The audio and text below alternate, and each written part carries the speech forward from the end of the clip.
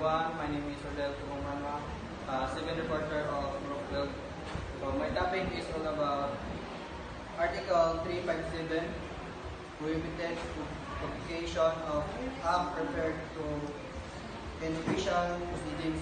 So this law punish reporters, editors, or managers of newspaper and magazine who publish private and embarrassing information about a person even if the information was consumed during the court case or administrative investigation.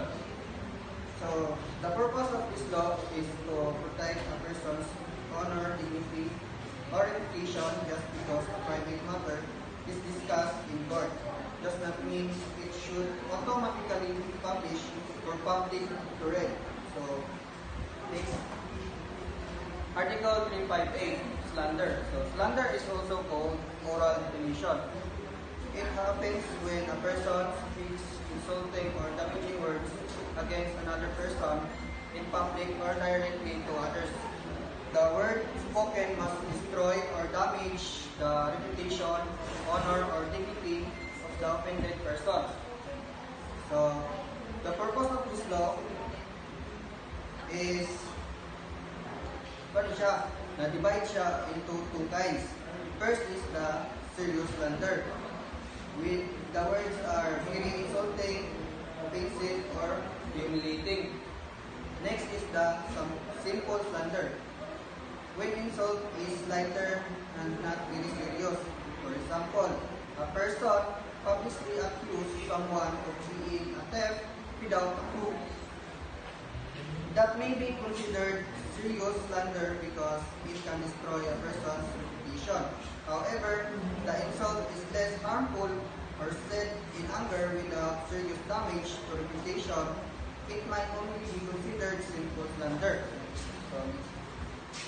Next is Article 359, slander by death.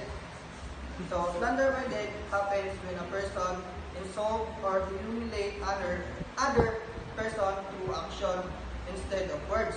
So, the act must place the victim in shame, dishonor, or ridicule in this crime. So, the insult is done physically or through gesture, not through spoken or writing. So, in this crime, the insult is done physically or through gesture, not through speaking or writing. So, example include slapping someone in public to embarrass them, spitting on a person, throwing water or food at someone to humiliate them. This act may not cause physical injury, but they damage the person's dignity and self-respect. If the act is serious and very humiliating, the penalty is severe. If the act is minor, the punishment is lighter. So that's all, mate.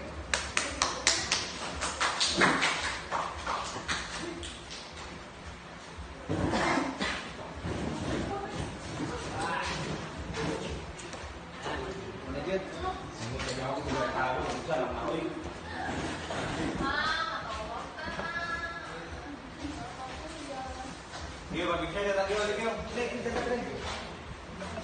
Itu kemana? Nek. Nek, sini. Ada. Pinjam tak?